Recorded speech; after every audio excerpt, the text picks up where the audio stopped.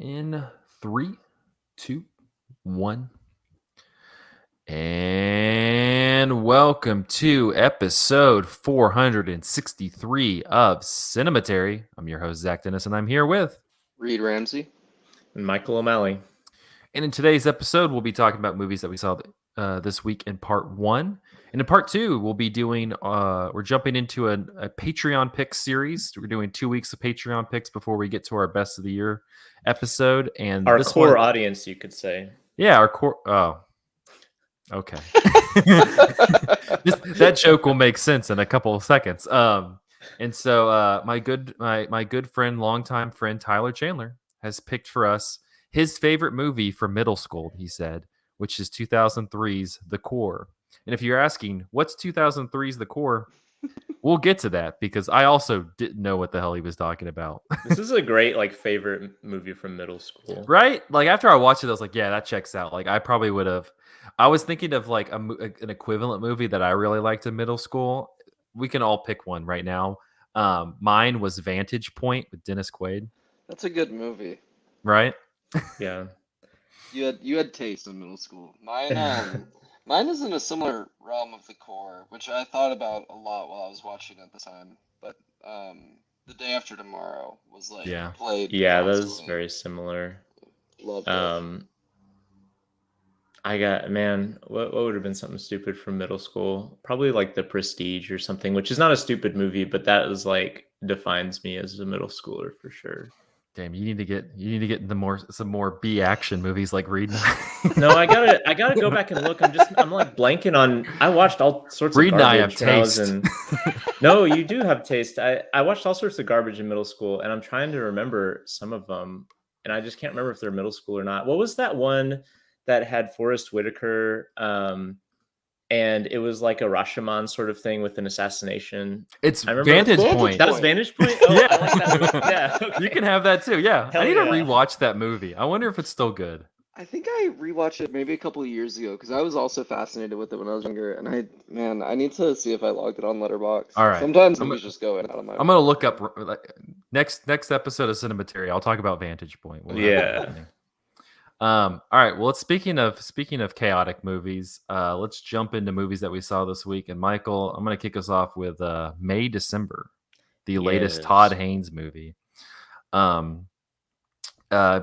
Reuniting Todd Haynes and Julianne Moore, which is always a plus.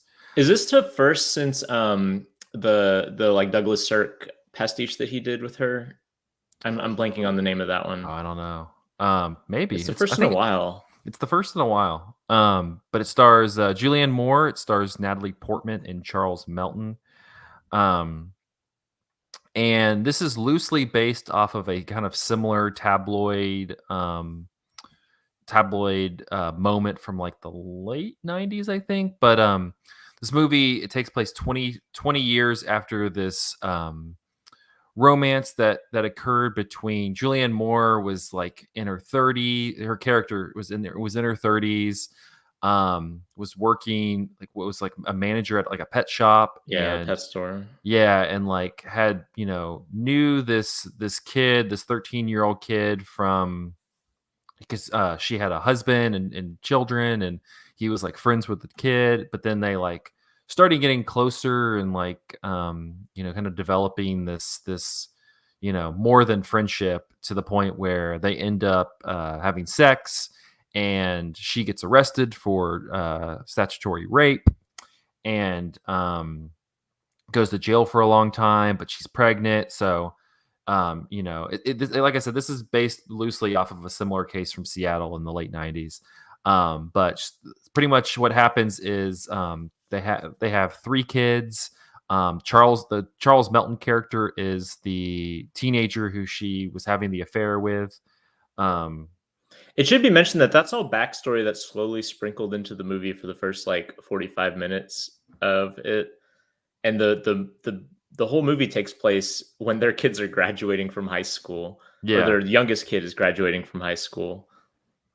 Yeah, and so like that's kind of what's bringing it all up, as well as the fact that Natalie Portman's character is here. Natalie Portman is playing an actress who is studying the Julianne Moore character, because she's going to be playing her in a TV or like a film It's an indie film. She like specifies it's an indie film. an independent film adaptation of their story.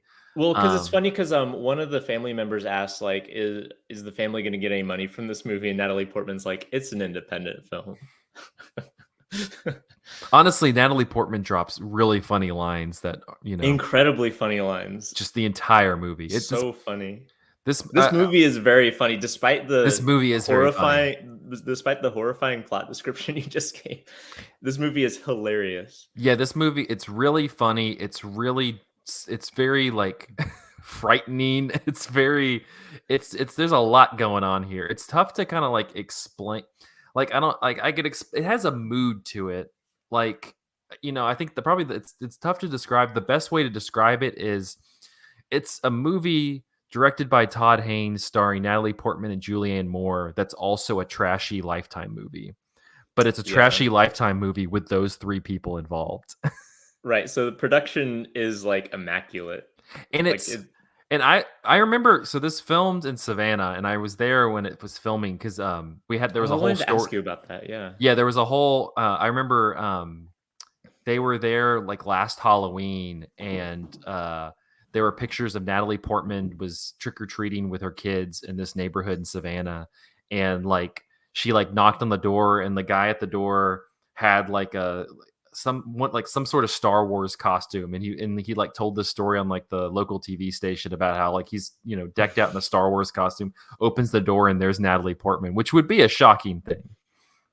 I would be surprised. But I didn't realize it was going to be set in Savannah. Also, so I have a lot of thoughts on that I'm not going to totally get into because it's very like Savannah specific. I really like this though. It's kind of like it's tough. Like I don't feel like I was like 100% on board throughout because there's just so much kind of going on, and you're like kind of parsing like what the vibe is, and and kind of what's all simmering under the surface. Like it's never a movie where like something like bubbles over.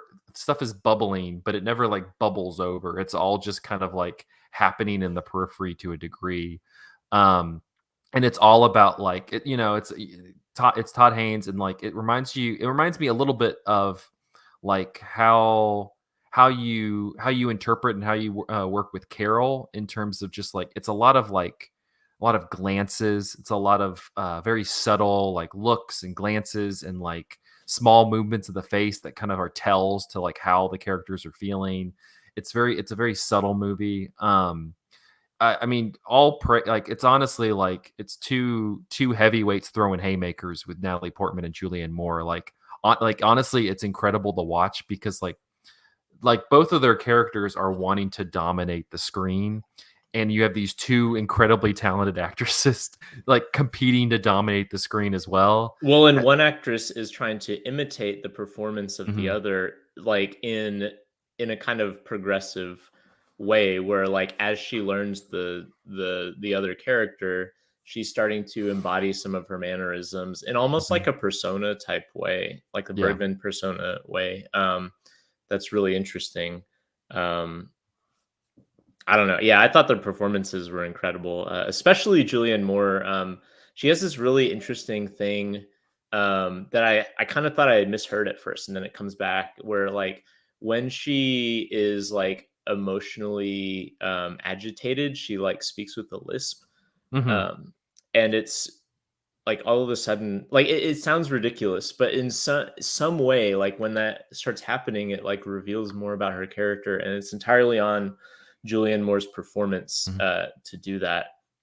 And it's just incredible. And like the point I was getting to was like those two are fantastic, and I've seen people talking about him, but Charles Melton is also working on a different register Very, here. very good. Yeah. Yeah, as like this like kind of this developmentally stalled human Yeah, being. he was forced to be a parent at the age of whatever it would have been, 14 or 15. Hmm. Like he functionally had his childhood ripped from him, his Yeah. adolescence at least. And honestly, a lot of the like like this movie has a lot of devastating moments, and a lot of them are through him. Um Like there's just, especially as it kind of starts cooking along near the end of the movie, like there's a lot of sequences with him that are completely sold because it's led you to this moment, but also he just sells it like in this way that it's not it's not super showy. It's just like you can see that like he's trying, but like the muscles there are just for the character, just like he just doesn't have that. It's kind of like they're all speaking another language and he's trying to kind Yeah. of keep up. What it reminds me, have y'all seen To Die For, like the Gus Van Sant, Mm-mm. Natalie Portman movie? Oh man, I wish y'all could. It involves a plot that's somewhat similar, but unfolding in real time rather than all like they're forced to like kind of like grapple with it, after like years after the fact. And um, the reason it reminds me of that, besides just the plot of like an older woman preying on like a adolescent, is that it's a very ridiculous movie in a lot of ways, like really heightened energy and stuff like that.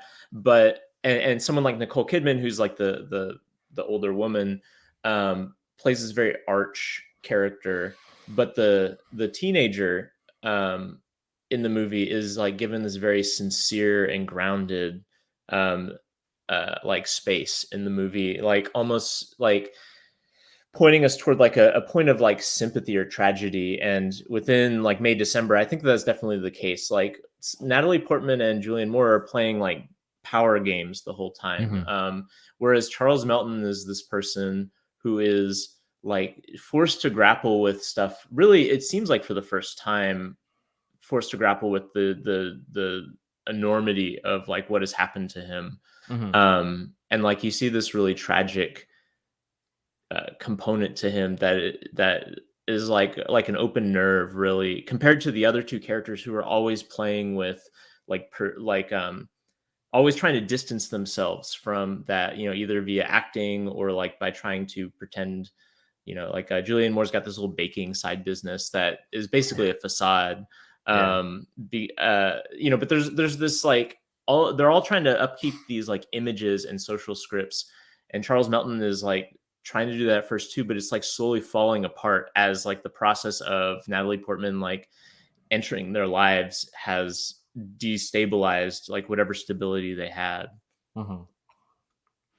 No, it's I'm really excited to watch it a second time just to kind of like go in knowing like the register it's working on and kind of exploring it that way. Um, but yeah, I think this is definitely going to be one of my favorites for the year just because it was just so like intoxicating to watch. And it's on Netflix, so Yeah, I would definitely check it out. super good. But you were able to see it in a theater, right? So I guess Yeah. it's making the rounds in theaters, which makes me sad that I didn't see it Yeah, in a theater. it was great to see it in a theater because you got like the whole crowd in the theater laughed at the line about the hot dogs at the That is beginning. the fun. That's the part is so funny. It happens Yeah. early in the movie too, so I feel like it's not a spoiler. There's like they're having a cookout, and Julianne Mhm. Moore like opens the refrigerator, and there's like this slow like zoom into her with like this. Is it like a piano sting or something, like some sort Yeah, of like? I mean, it's like again, it's like a Lifetime movie. It's like that it gets queued up to like say that like her husband's having an affair And or she something says, like that. "We don't have enough hot dogs," and then it Yeah. cuts to him grilling like 30 hot dogs.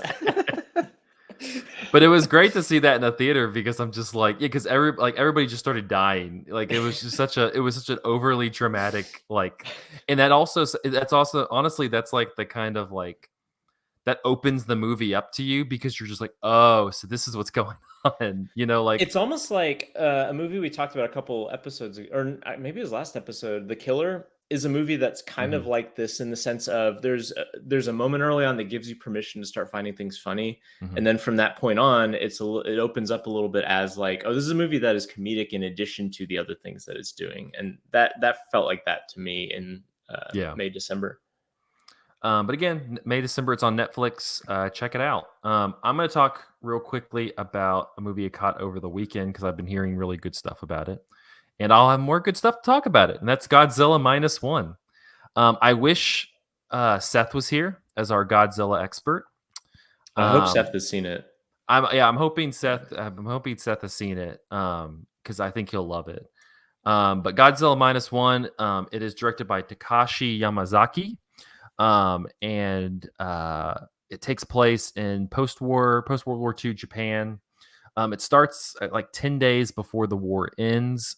You follow his name Koichi, Koichi, who is a I kept thinking of the Curb Your Enthusiasm episode because he's a kamikaze pilot who kind of doesn't want to be a kamikaze pilot, and so he lies about having something faulty going on in his plane, and so he's forced to land at this small little air base that the Japanese have in order to they're going to look at the plane, and so and he lands there and recognizes this. I'm not totally sure if they're like it seemed like a teacher or somebody like from early, like kind of an older figure from early in his life, who's there, who he kind of like quickly connects with. But while he's there, our boy Godzilla shows up, and this is a smaller Godzilla. It's a little baby Godzilla to a degree, and it's just like this fantastic, like honestly, like harkens back to like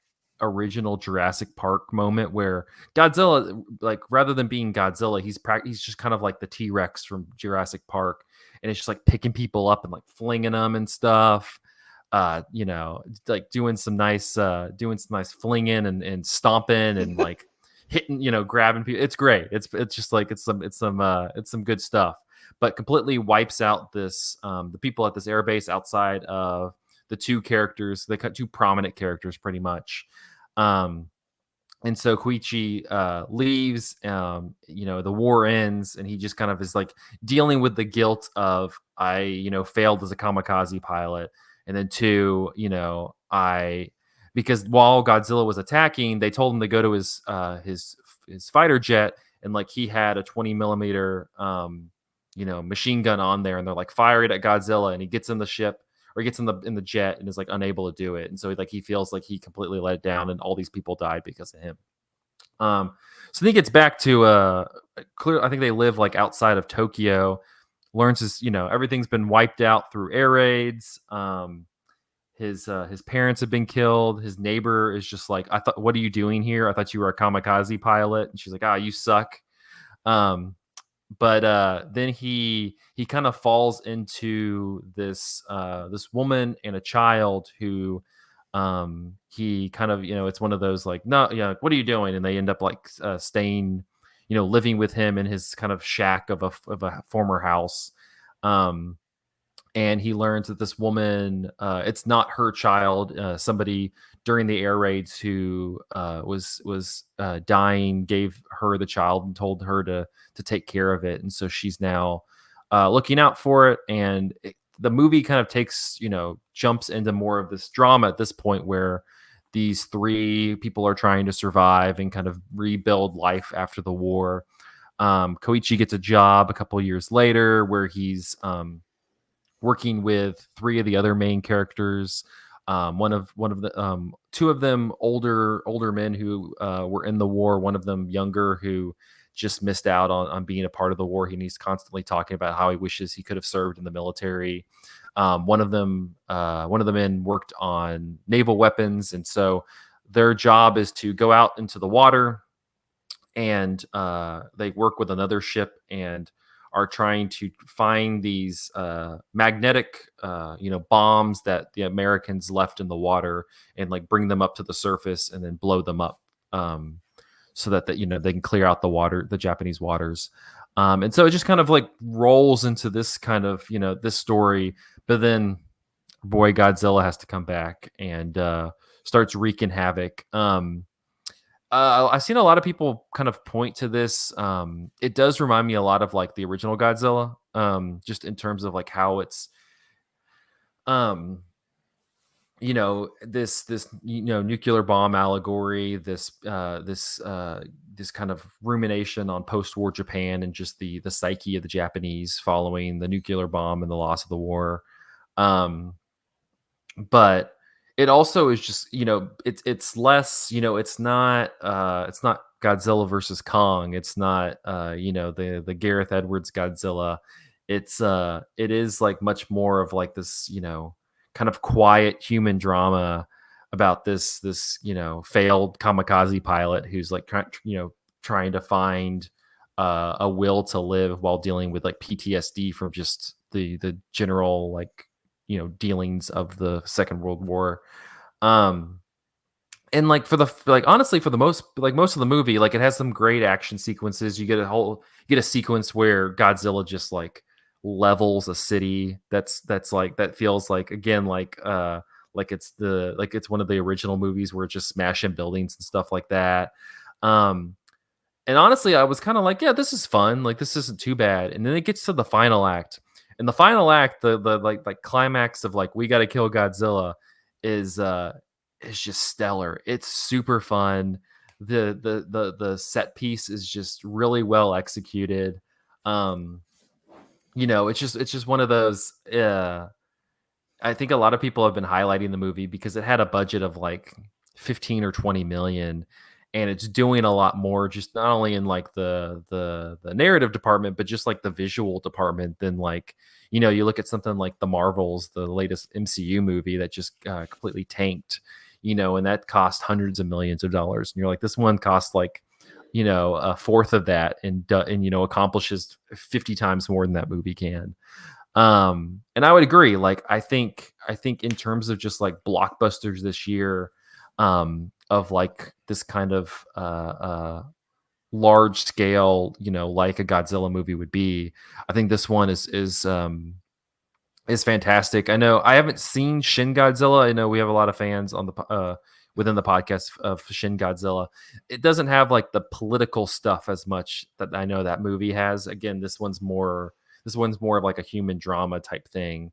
But I don't know. I highly recommend it. I think it's really fun. I think it's as like that's why I need Seth like as a Godzilla movie. At least in my opinion, it really stacks up. And yeah, just as like a blockbuster. Like I hope it's one coming out later in the year. I hope it's one people catch, and I hope it's one people remember. Like in terms of blockbusters this year, I would say it's probably one of the better ones.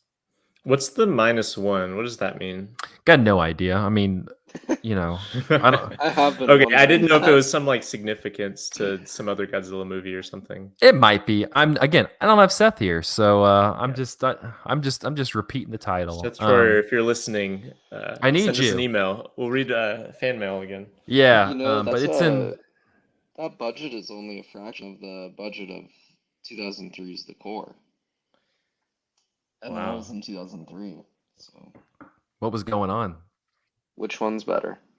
Look, it's a Western decadence, I think. Yeah. Yeah. But Godzilla -1. It's in theaters now. I'm like, I don't know. It's a fun. If you're like, I need like a nice I need a nice popcorn movie, as they say. Can't get better than this. Um, Speaking of honestly great movies, this was one I caught. That Andrew and I caught at TIFF, and was one of our favorites. But I'm glad to see people responding to it well in theaters. But Michael, what was your impressions of the Holdovers? Yeah, I saw the Holdovers just a few hours ago, in fact. Although Reed, you've also seen it, right? I'm Yeah, gonna I can kick it talk over to about you it a because you've bit. not had a chance to talk about anything yet.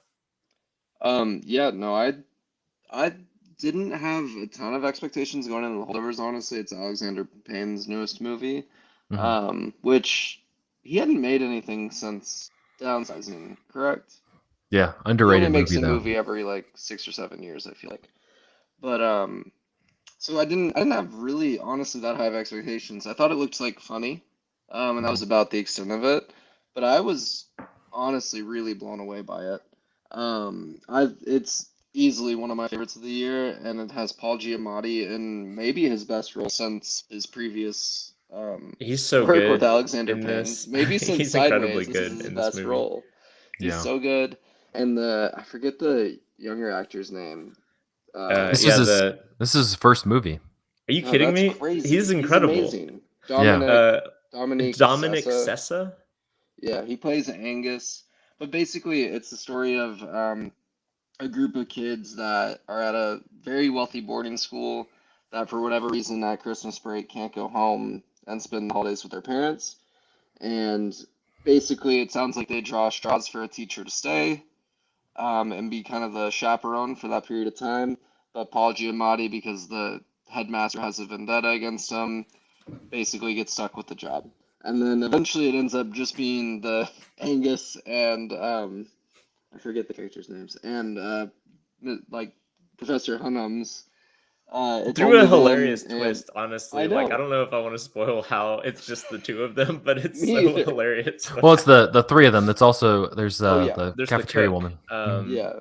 yeah, Mary, Yeah, who's yeah. really good Which she too. was really she's great. also very good. Davine Joy Randolph.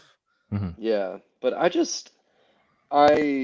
I think I hadn't had an experience in a minute watching like just a quiet movie at the theater and experiencing like one that is like understated but is still technically incredible. Like it's using the style that's really it's set in the like 70s, I believe, or maybe 80s. 1970.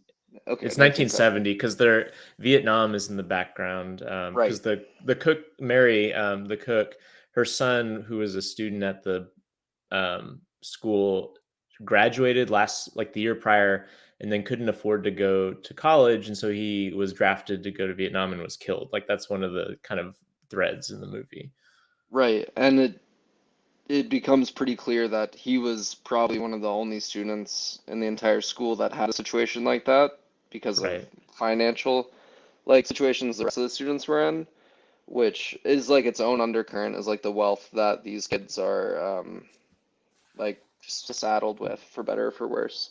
But I thought the style of the movie was really amazing. Like however they shot it on film, I'm certain, but like the way they shot it was honestly just stunning to see big, and then to have such perfect performances Yeah. from the three at the center, I thought was incredible. But like it was the first time I've like cried watching just like a movie in theaters in a bit, and I just it was so good. Andrew, and I know Andrew. I wish he was on the episode. He has a list of his favorite insults that Paul Giamatti slings at Oh not my just gosh. the students, but just anybody. The I bet There's Andrew some really really good liked ones in it. there. It's There's it's like it's penis cancer, no troglodyte. no, it's your penis cancer in human form. Oh, that's right.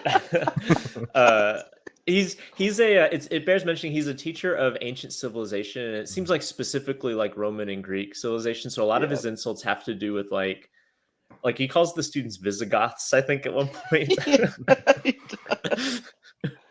Honestly, like I Uh, don't know. I know Michael, you just saw it, but honestly, like a really good teacher movie in a long time. I Oh, know it's 100%. not Yeah. not necessarily that he's like the best teacher, but just like a good like.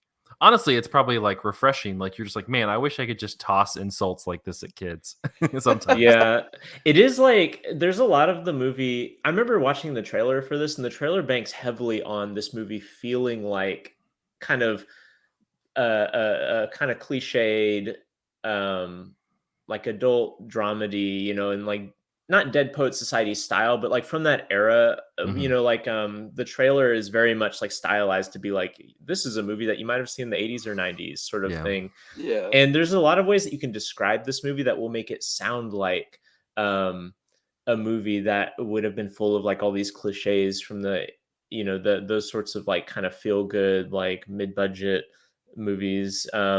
Like you could say that this is a movie about like, oh, this like teacher and students who are at odds at the beginning eventually find common ground, and through it they both learn something about themselves, and like like there's all sorts of movies like that, right?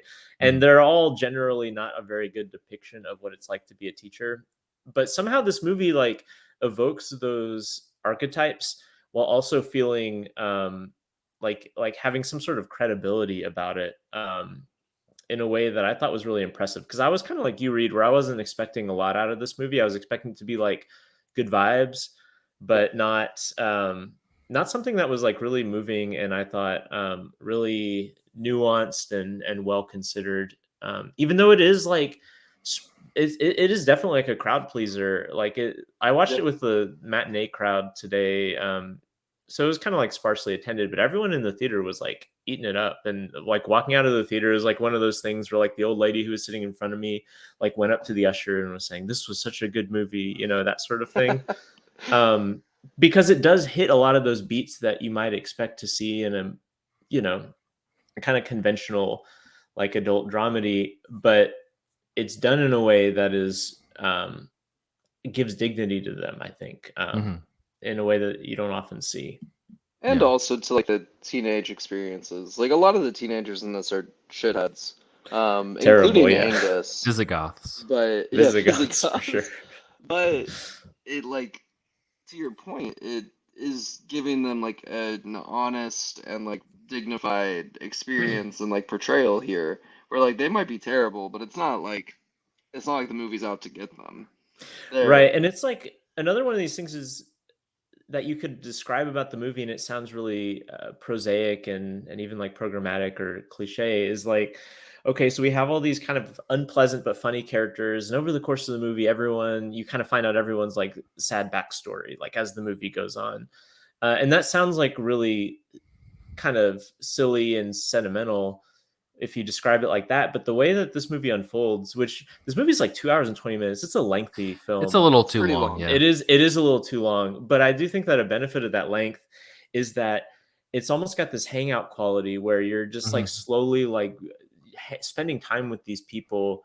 And so like when you get to the beats that maybe another movie might have clustered a little bit closer together without the kind of interstitial like ambling of this movie, by the time you get there, you feel like that you've, gone on a journey with these characters and gotten to know these characters. Like, there's this one point where the kid like wants to go visit his father, and there's a whole backstory with that like if you just describe it would sound kind of manipulative and kind of like just like, oh, this is kind of like a weird like play for melodrama or something like that.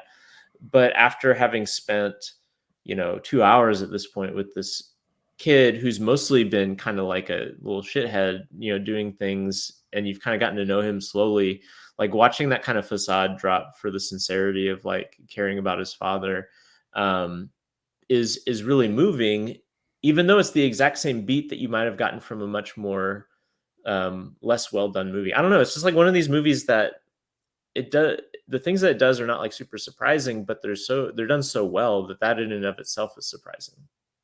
Yeah, and it relies on the performances, and then also I think Alexander Payne's movies tend to always rely on supporting performances too. Like there's just so many good side characters, but Oh my to your gosh. point, like shit, forgot where I was going. But no, sorry, lost it. You'll go on. Yeah, there are some like good side characters. Like there's this one scene, well actually there's a couple scenes where the janitor, like the school janitor, just comes Yeah. in, and like he's this instantly well realized character. Like I think the first time we see him, he's like coming in, and there's been some mischief that happened the night before, and so these guys are eating breakfast, and he's like, I saw some vomit in the gym, and everyone's like, oh weird, how'd that happen? And then all he does is like set down the bucket and the mop next to them and walk out.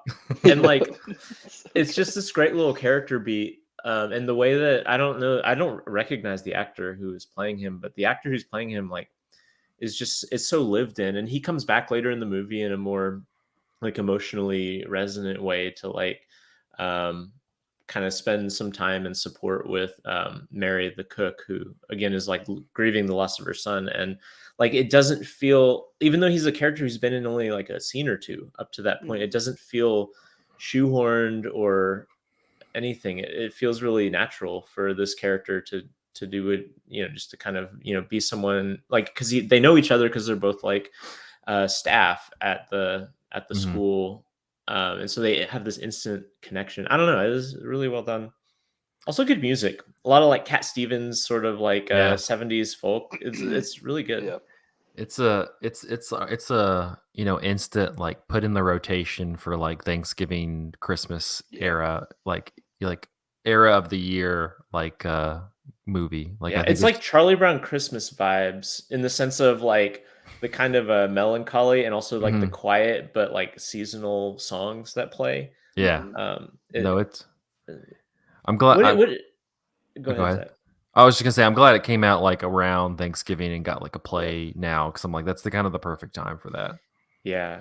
What did y'all think about when Reid, you mentioned it like it's meant to evoke like the style of like the set like 70s filmmaking. And I was a little bit perplexed by that. Was the one thing about the movie I wasn't sure about. Like a lot of the movie is good in the style because it's just kind of like a, this really, obvious film grain, and like it's set in Mhm. the 70s, and that all makes sense. But like it opens with like really heavily evoking like you're watching like an old like It's 16 millimeter sort of yeah, it's supposed thing. to, it feels like a movie that like Yeah, was released in the Yeah, where 70s. they have like all yeah. these they have like this antiquated like title card for the from the MPAA saying this movie's R-rated.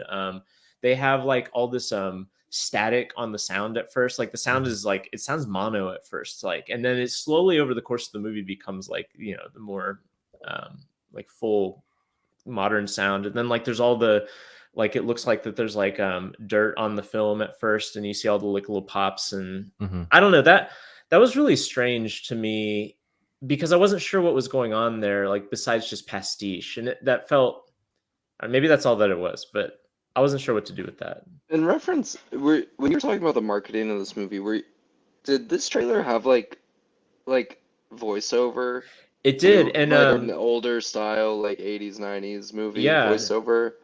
so Okay, there's I was that trying to too. remember Like that too. what I'm not sure what to do with like we're not just set in the 70s, but we're trying to make a pastiche of a kind of film from the 70s. Because, like, otherwise, this movie is not meta or ironic in any way. It's a very sincere movie. And so I'm not Mhm. sure what to do with the kind of stylistic stuff because it's not constant in the movie. Like, it's really just the very beginning of the movie leans heavily into it, and then it kind of fades away. Yeah. Hmm. I don't think I had a like the fact that it just is at the beginning and then goes away. Like that's what I didn't really have an issue with it because it's not like he's like making a point of it throughout throughout the movie where it becomes Right. distracting. Yeah, Like it's not like a Tarantino thing or something, but yeah, it's like it he's not made the fact that he didn't commit to it the whole movie, though, is what made me kind of think, well, why did he do that in the first place? I think just I think there's like a nostalgia to it, to the movie outside of just the narrative. I think, he's like evoking like you said, like he's evoking this like kind of 70s Hal Ashby type movie, like nostalgia to it. Like it's a movie that feels familiar even though it's brand new. Yeah. And I'm like, I don't know, like, I didn't feel like it was like overdone, like you mentioned, like No, I it's not didn't either. and so I was just kind of like, it's nice. Yeah. It didn't totally throw me out. And I did like it did have this like very like lived in familiar quality to it while also like feeling very fresh that I was just like, yeah, this is kind of nice for a movie that, a lot of movies I think maybe not as like pointedly like try to evoke a different era, but just in the way that it's crafted. And I'm like, this one I feel like is a pretty like like probably the most seamless way of doing it without seeming like overboard. Yeah, it didn't strike me as like a problem or ruin the movie, but in a movie where a lot of the choices are very clearly thought out and like obvious why they're there, like that was the one thing that I was just a little bit like I'm not sure why this is here, but it's fine. Like it did nothing to dampen my Hmm. experience with the movie. Yeah. Um well, the holdovers, it's still in a few theaters now. But if you miss it in theaters, definitely put it on. I don't know if it'll be streaming anywhere, but you can probably rent it. It's a good as we get close to like the holidays at the end of the month, like good holiday movie to watch For sure, um, yeah. with the family and everything. Yeah, it definitely Um, would be a crowd pleaser with mhm. family. Yeah, I've been telling as many people as possible. Just like, yeah, if you're looking for something, go see the holdovers. It's great. Yeah. All right, we're gonna take a quick break and then we're gonna dive into the center of the earth and reroute the core with 2003's The Core after this.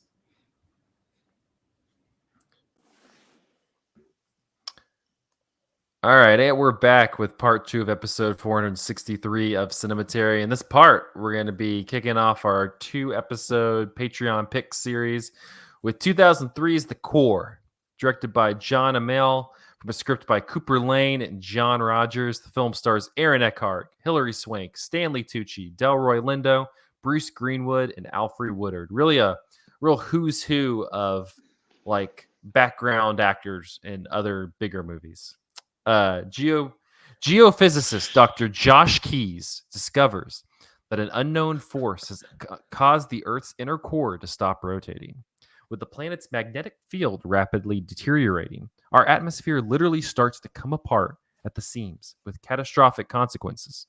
To resolve the crisis, Keyes, along with a team of the world's most gifted scientists, travel into the Earth's core. Their mission? Detonate a nuclear device, that will reactivate the core. The core began development in the late 90s under producer David Foster for Paramount Pictures and was one of several Journey to the Center of the Earth inspired projects in development at the time, along with Inner Earth at 20th Century Fox and a straight adaptation of the novel at Walt Disney Pictures. What was going on then? Yeah, there was a lot of just all of communism. They feel like we gotta. There's no more enemies on the surface of the Earth. We gotta go down. We gotta go down deep, man. Let's see what's down there. Gotta get to the core.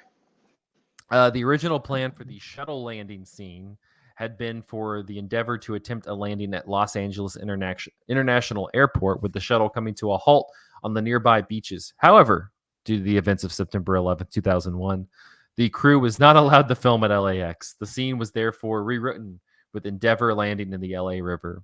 In the words of Tobias, I don't want to blame it on 9/11, but it certainly didn't help. The core it's funny that that's where they drew the line, because there's so much imagery of like things collapsing in cities and stuff. Oh, the first 15 minutes of the movie is just their cities collapsing. They're like, no, it's the LAX scene. Well, and it's right over is it the Dodger Stadium? Yeah, like I mean, the imagery is already there. Yeah, you're like, all right. The core science is so bad that it inspired the creation of the Science and Entertainment Exchange, a National Academy of Sciences program that connects entertainment industry workers with scientists and engineers to better promote science in movies and television. The core regularly shows up on lists of movies with the worst science, and even took the #1 spot in a poll of hundreds of scientists conducted by physics professor Sidney Perkowitz, one of the exchange's first collaborators. But perhaps I find that hard to believe. I feel like they've not seen enough movies if they think that this is the least scientifically accurate movie. There's a series idea for us, worst science movies. That's a good idea. But perhaps the most surprising and concerning part is that the film's creators apparently thought that they got the science right. California Institute of Technology planetary scientist David J. Stevenson was brought in to look over the script, but not until the movie had almost been completed. As he later told Salon, quote, "The scientific content I thought was poor, and I said that to other journalists and people. Then I got a call from the director who was in Hollywood and was upset at me because I had said these things. That's the point at which I realized that he thought it was scientifically accurate." Meanwhile, Salon reports the film vexed Sidney Perkowitz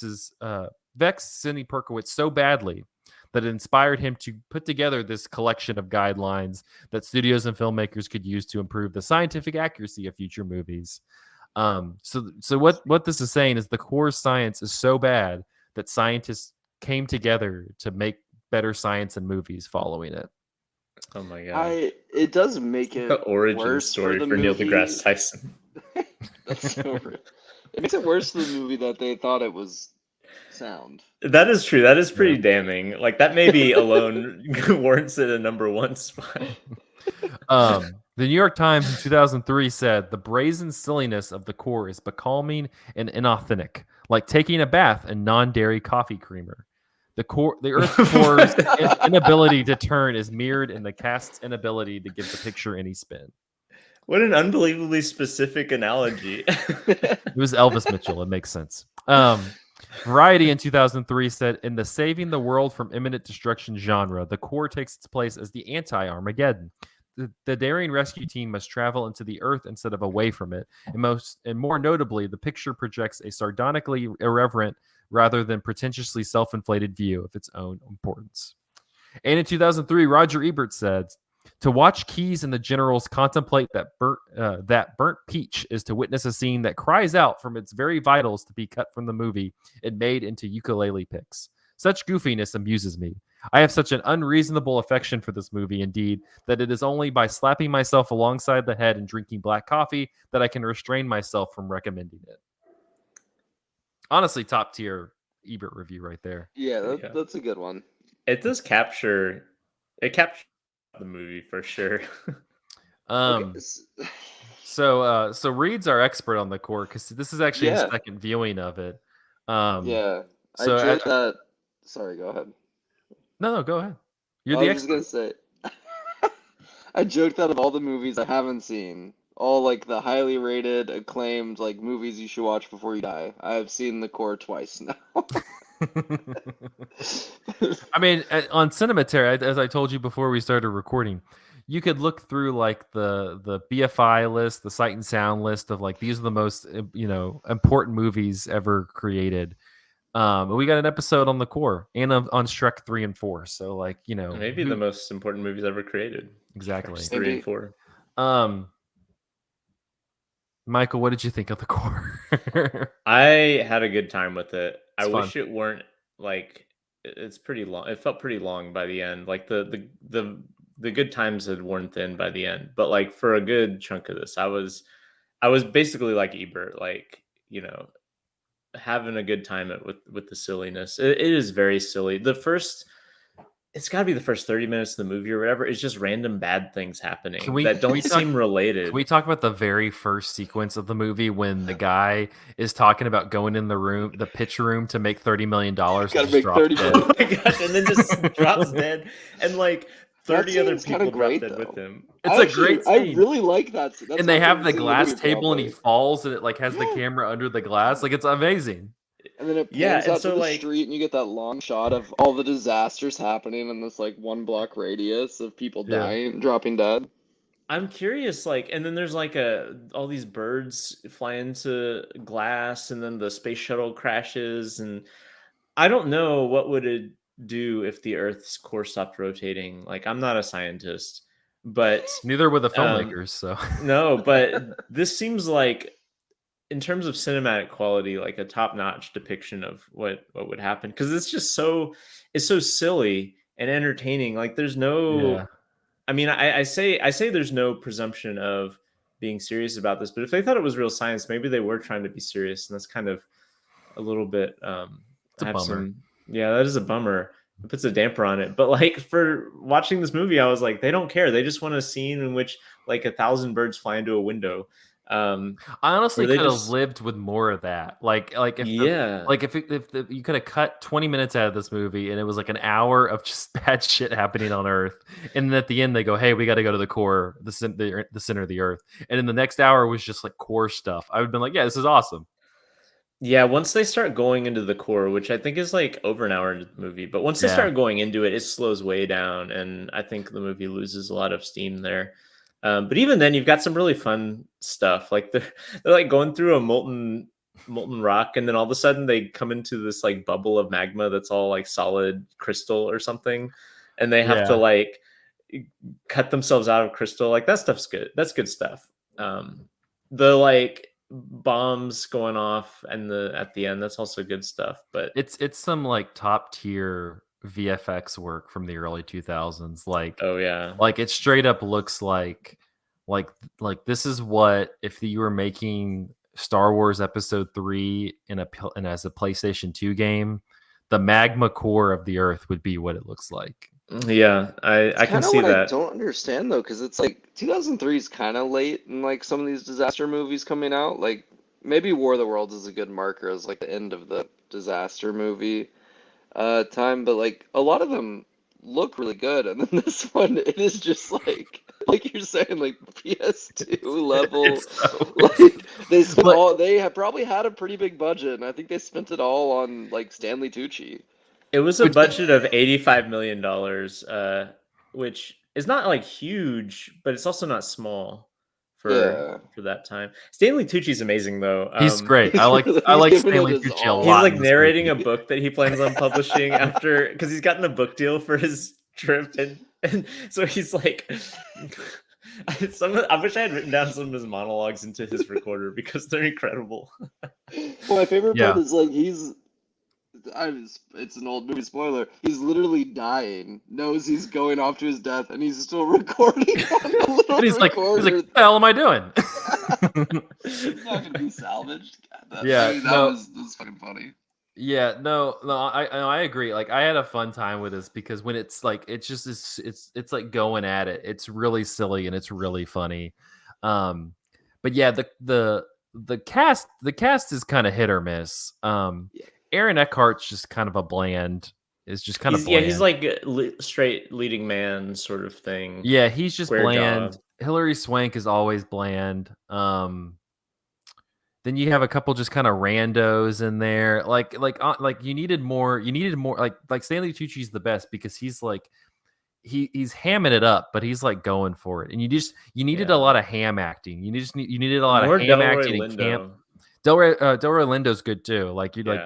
they're just they understood the assignment as they say. And I Yeah, felt but like you've you got needed more of that. yeah, you got like Richard Jenkins who can do that, but is Mhm. so bland, kind of nothing in this.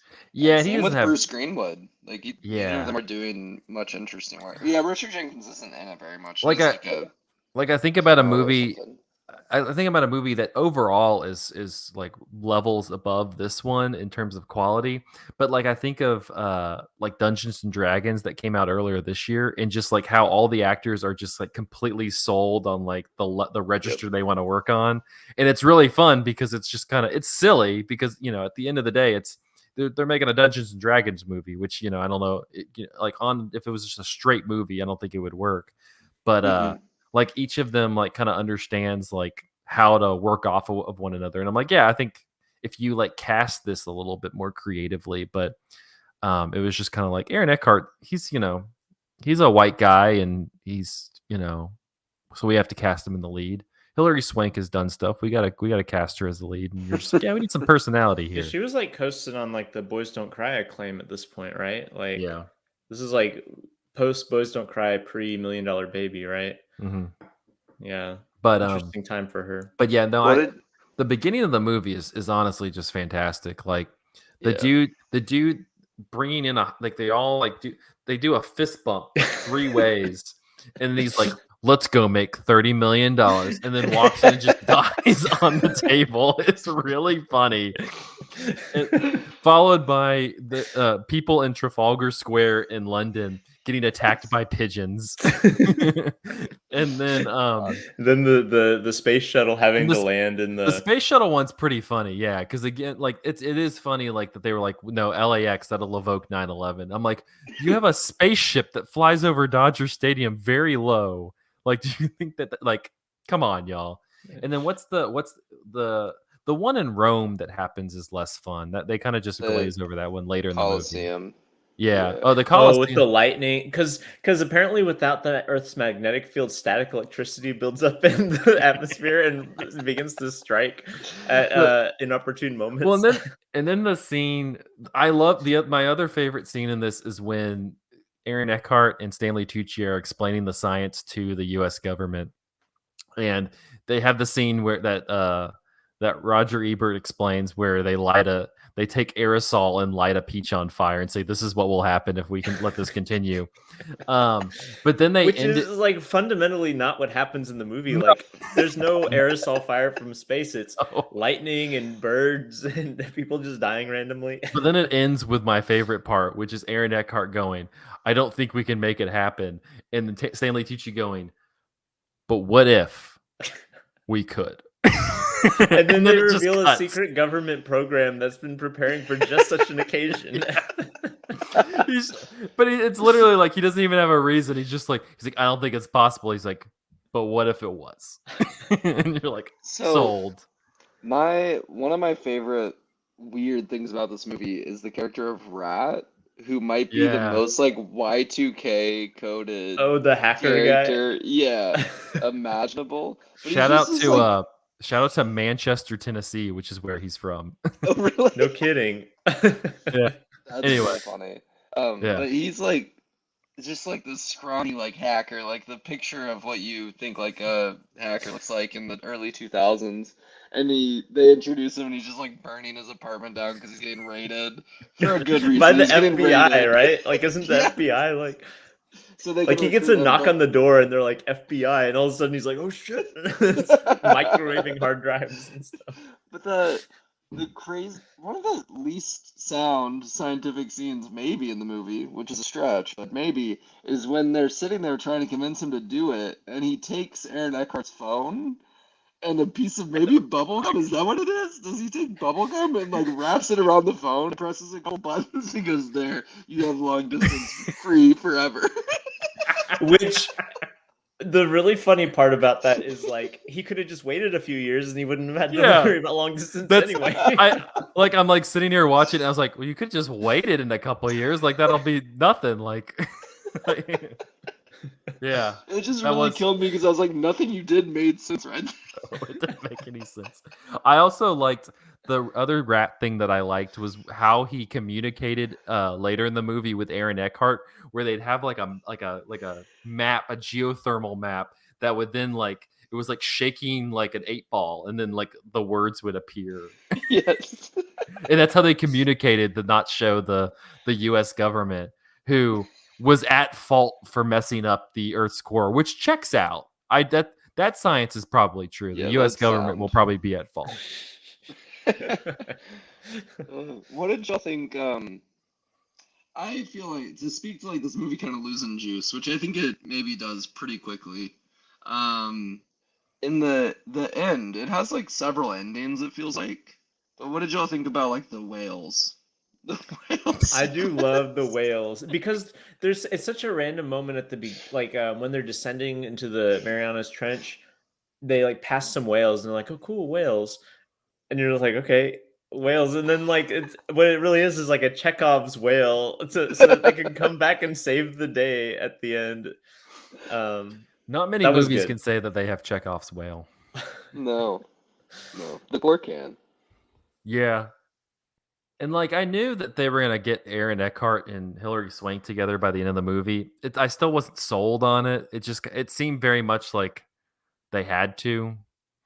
Um, You know what though? It was no really funny. chemistry. No. I watched this movie really close to watching uh oh my gosh, the Michelle Yeoh James Bond movie. Oh, Tomorrow Never Dies. Yeah, Tomorrow Never Dies. And that movie ends on basically the exact same beat, which They is should have. the like central couple about to be Yeah. rescued, and they're like, maybe they can wait a little while, and they start kissing. Like it was really uncanny to see that like beat for beat recreated in this movie of all things. Yeah. Man, this movie could have used Michelle Yeoh. For Yeah. sure. They had Michelle Yeoh in the And so Hilary Swank. hell, throw Pierce Brosnan in it too. He's fun. Yeah. They really could have. Man, if only they had known they were making a comedy, they could have gone for it a little more. I think that there's such a thin line you have to tread though, because like we had like, we've been in a kind of like post irony sort of world in which like people just do intentionally make bad movies just That's for true. yucks, and Yeah, those are almost all insufferable.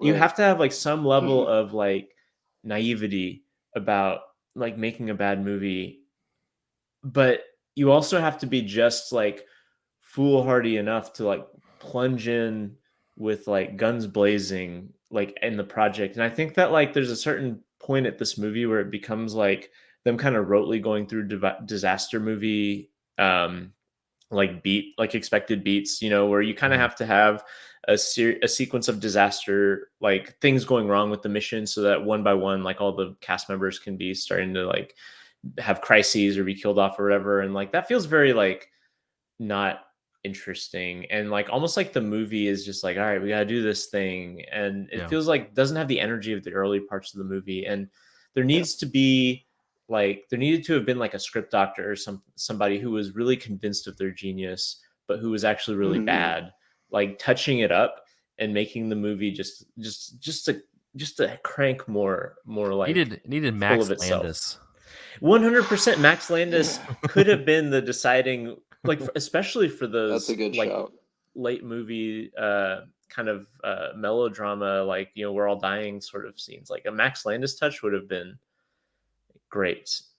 I will say too, and this honestly, is a compliment because it speaks to what like those early disaster moments were evoking for me. But as a Shyamalan fan, I'm very like happy that he never got a look at the script. That like he didn't take a real shot at it because it He seems probably like saw the something he core would and have decided to done. start writing The Happening. Honestly, like some of it feels very similar. Like I don't know, the bird sequence seems like something you could lift out of one of his movies. Same with the $30 million line and that guy face planting into a glass table. I mean, that There's shit is also very Shyamalan. He would have cast himself as that guy also. He would. There's Which the would be line so near good. the end when they've detonated the nukes and they're like, the Earth is healing itself, and that is definitely like a happening Yeah. line. Yeah. Yeah, the bespoke version of this movie. Yeah. Yeah. Honestly, though, I would 100% watch a remake of The Core by M. Night Shyamalan. That would be fantastic. Maybe he should. Starring Will Smith. Will Smith, yeah. No, like I just wish like because when this movie like it is really fun. I saw when I was doing the research on the scientists hating this movie. I also saw that a lot of other scientists like find it because it's like people. I saw an NPR story and a couple other stories from this year because it's 20 years talking like kind of like doing like a let's 20 years revisit of the the core. core. Yeah, and they were talking to this one scientist and they were just like, yeah, we kind of like view this as like a cult classic. Like it's just kind of it's a so bad it's good kind of situation. And I'm like, I could kind of see it. Like it is like it's entertaining and it like I said at the beginning, like or I think Reed and I were talking off mic, like it's not like offensive or like it's not offensive. It's not like there's nothing wrong. There's nothing like wholly wrong with it.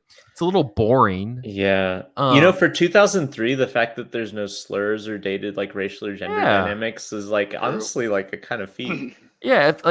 It's only its biggest fault is it gets kind of boring. But I mean, there's a lot of movies now that get boring too. So I'm Yeah. like, I don't know. And a lot of movies now don't have birds attacking children It's in true. London.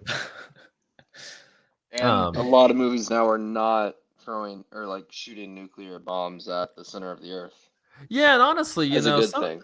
I think we got some faulty science and other thing. Oh yeah. Like you show me like some science in like a Marvel movie, I show you Delroy Lindo's digger what is the digging device thing Mm-hmm. with like the sonic rays or whatever the With hell it is. unobtainium. Unobtainium makes an appearance in this movie. Yeah. Yeah. James Cameron just stole from the core. Lifted from Is the that core. what we're led to believe? James Cameron would have also made a hell of a movie out of this. James Yeah. Cameron would have made this a masterpiece. It would have been scientifically like closer at least. I don't want to We say would have also correct. spent way more time in the ocean part of the Yeah, movie. that's true. Oh, yeah, no. Man, that would have been great. I don't know. I think the core can work. We just gotta like move some. Jon Amiel. He just wasn't the guy. The Core is like a perfect movie for like remake. Like don't remake a known like proper. It's like the kind of movie that has a lot of potential and like you can imagine like a better iteration of it though. You Yeah. know, Oh like yeah. we don't need another Ghostbusters. We don't need. God, they had that trailer. Good one. They had that trailer before the Godzilla movie, and I'm just like, who? I was shocked. Like Why the do we last allow time, Ghostbusters to become a thing? the last time a Ghostbusters movie has been well liked was the first one. Yeah. Like, there's not been a movie that was well received since. Anyway, as a tangent, remake Yeah, the core, divert all Ghostbusters franchise money to remaking the core. Yeah, Well, because actually, like you look at like the new Ghostbusters, put Paul Rudd in the Aaron Eckhart role, immediately way better. Yeah. Yeah. You have Michelle Yeoh in the Hilary Swank role. Obviously. Stanley Tucci and Delroy Lindo play themselves. They get to Of stay. course. Yeah. And then the Russian guy who I forgot his name, Mads Mikkelsen. That's it. Kieran You're Culkin as Rat. Okay, all right. Yeah, we're listening. I mean, let's give him 80 million. Let's do it. What about Zack Snyder's The Core? Oh gosh. I am not. Maybe he would be nodded enough on the joke to do a good job. I don't know. Hey, Eli Roth's The Core. Eli Roth's The Core might be too much. We might get some slurs back in there. Josh and Benny Safdie's The Core.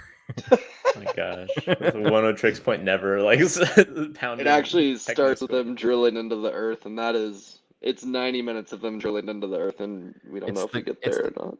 It stars Saoirse Ronan and Timothy Chalamet, and it's Greta Gerwig's The Core.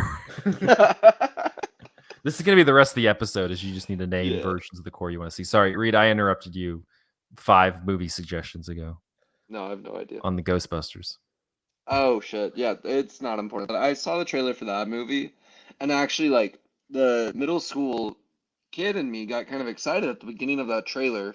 Bear with me, I'm not a big Ghostbusters stan. But it got excited because it starts with, like, Coney Island and Manhattan freezing over. Yeah. Just like the day after tomorrow. Yeah. And I was like, oh, are we getting a good disaster movie? And then in it was 2023? Ghostbusters. And then it was Ghostbusters, and I was kind Ghostbusters Frozen Empire. Just terrible. A movie that is a disaster. Yeah. It was disappointing.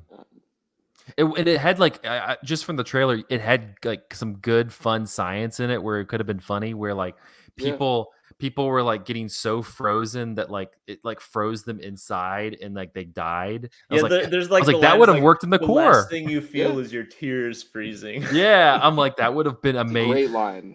That would have been amazing. If the Earth's core stops rotating, that people would start freezing like that. They didn't get into that. They had to cut. They had to cut this movie before off. we could test it out. Yeah. They did the nukes too soon. Yeah, that's true.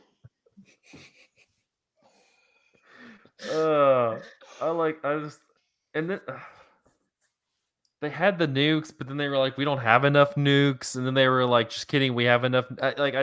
They kept flip flopping. I was like, I don't know what's going on. Just I got lost on the logistics once they started like ejecting parts of the ship because I didn't think you could eject parts of the ship. Right. Yeah, they mentioned that at one point. It's only damaged parts of the ship, but then they're just ejecting like all of them. I also thought it wasn't funny, but it was also funny when Aaron Eckhart's friend was dying and he's watching him on screen. He's yelling at Hilary Swank who won't push the button to save him. And then he's like frozen. Yeah, and he's just like, what the hell? Also, another great rap moment at the end of a big part of this movie is that they're never going to know they're heroes because the internet is being scrubbed of these horrible tragedies happening around the world. So no one can connect them because there's just not enough reporting on the pigeon attack and people dropping dead and everything. The liberal media is holding that back the story. Yeah, so there's no, like, people aren't aware that this is all happening. They have no idea that the core is being nuked. And at the end, Rat just goes to a cyber cafe and just uploads the files from it to show that they're all heroes. He first signs into the Rat Network, which is a little like rat that runs. And then the Rat Network connects everybody to a Word doc that says Unsung Heroes and tells them the story. He's basically just like airdropping this cafe, though. Like, imagine you're just sitting in like a cyber cafe in the early 2000s, and you just get airdropped this. I'm not reading any of that. And he shows up in the cyber cafe, which is aptly named Cyber Cafe. And he has like sunglasses on and a beanie, and he's just like looking like the guy. Do you guys remember the old piracy commercials where like the guy's got like the camera in the theater and like the hoodie on? And he's just like do. And it's just like Rat Network, and it's like like runs, and then everybody is just like in the cyber cafe, like, what the hell? And he's just like, now they'll know. And like the movie ends with that movie ending's great because then it shows like every like news outlet across the world and like the headline, and it's all like unsung heroes. core heroes, stuff like that.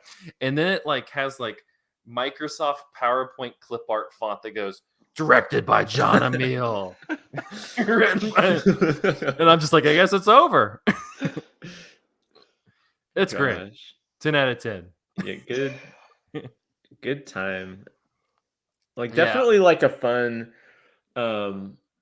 like get your friends together like late at night, like when the party's dying down. Like I remember either last year or a couple years ago, I was at Andrew's house for like I think a New Year's Eve party or a Halloween party that went late, and I ended up leaving. But as I was leaving, they were putting on the Paul W.S. Anderson Black Hole movie. What's that called again?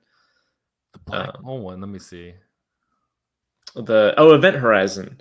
They were putting on Event Horizon, which is like the core, like a kind of really fun like movie. It's a little bit like less fun because it gets kind of gory and stuff. But that's still kind of fun if you're in the right headspace.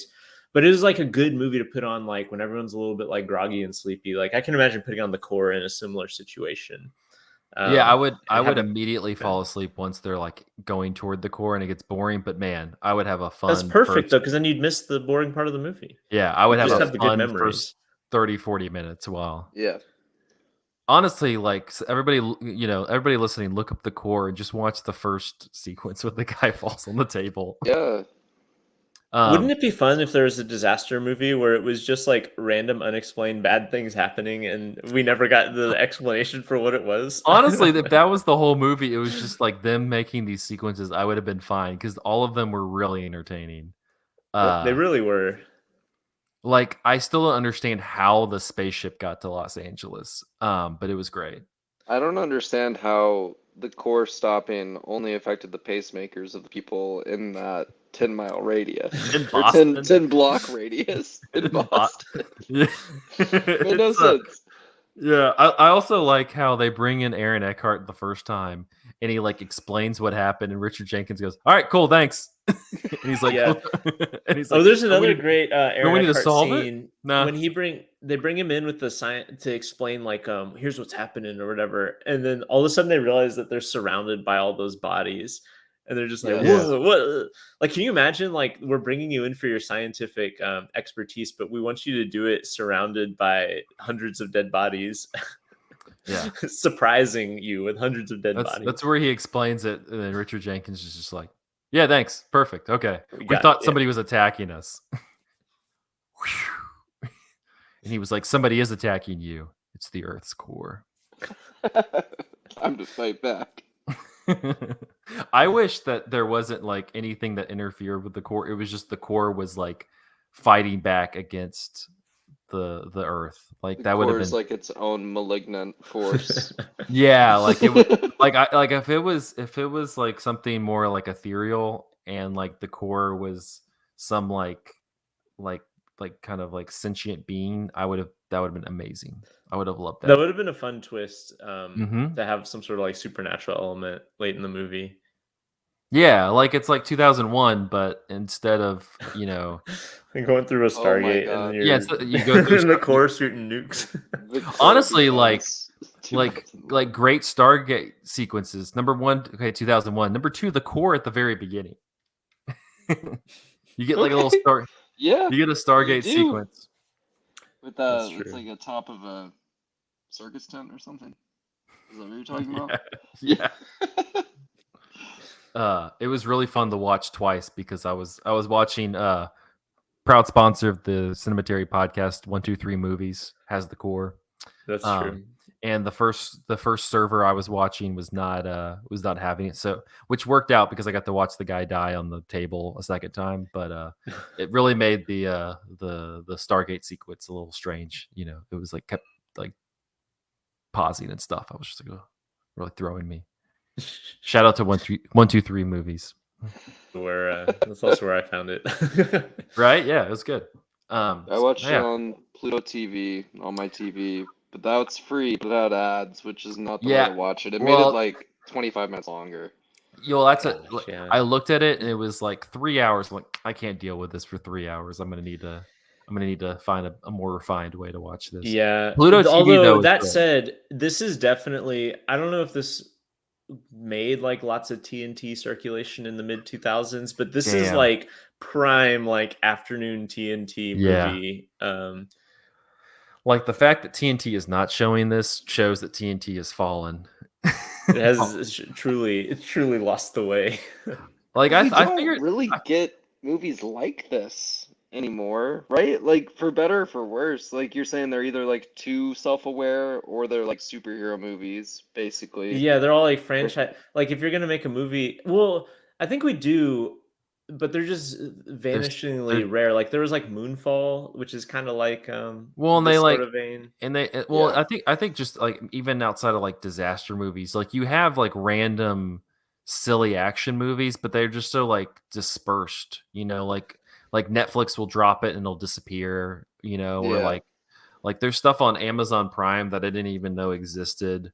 Um, but yeah. Yeah, there's just not a healthy ecosystem for this sort of thing. Like, I mean, that whole disappearing on streaming thing is so such a scourge because the alternative to that was what we grew up with, which was that random ass movies get played on repeat Mhm. by like cable channels or whatever and have like some sort of cultural memory. And like, there's a lot of bad things about that era of media Oh yeah, distribution. it's why But people make like, us watch The Goonies. yeah, and but like there is something to be said for like just by sheer like necessity of having to fill time blocks, certain movies just stay around in memory. And it just feels like the exact opposite now, where like so much media just feels lost, either actually lost because like they dropped it from their streaming service, or just functionally lost because it's like, what was the name of that movie again? I don't remember. We watched it a year and a half ago and it had this Hmm. person, maybe, I don't know. Yeah, it's just well, it's also kind of like the conversation we've had a bunch of times is there you have so much media being tossed at you like just like media consumption overload, not just like movies and television and stuff like that, but also like TikTok and Hmm. Instagram and like just moving pictures just consuming your head that like yeah like your attention's so segmented and broken apart. A lot of my Much. students really don't watch movies, and it's not like that they're not engaging with media, but Mhm. their media is like YouTube or TikTok or things like that. And I, Yeah. Yeah. I am really interested in like what that's going to mean long term for films, because I don't think that movies are going to stop being made, but like, what will that mean to how? I don't know. A student was joking with me the other day because I like was showing some video of a speech. He's like, "Mr. O'Malley, I can't listen to the, or I can't pay attention to this because you got to have someone doing Minecraft footage underneath it." Dude, I want to talk for so much. Like, not right now. We don't have that much more time. I could talk for so long about the whole like having footage playing while something else is playing.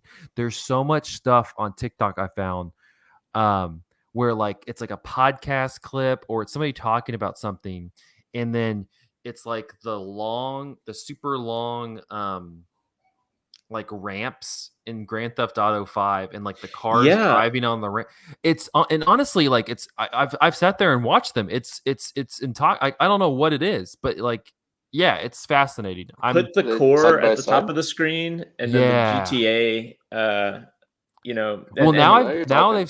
now I've started with the ones they have like this car simulator thing, and it's like they have these they'll like have hammers and they'll just smash the cars, and it's I don't know. There's something there. I don't have a full thought on it really, but like it's been fascinating getting deep into TikTok and like finding these things where it's like a comedian like on a podcast talking about something, but they're like in the top block above, and then the below block is like a GTA ramp or something like that. And I'm just like, what why am I watching this? But there I'm is something to be said for that though, because like when like so let's say in the core to bring this back around, like when you get to the parts that are slow, you get restless.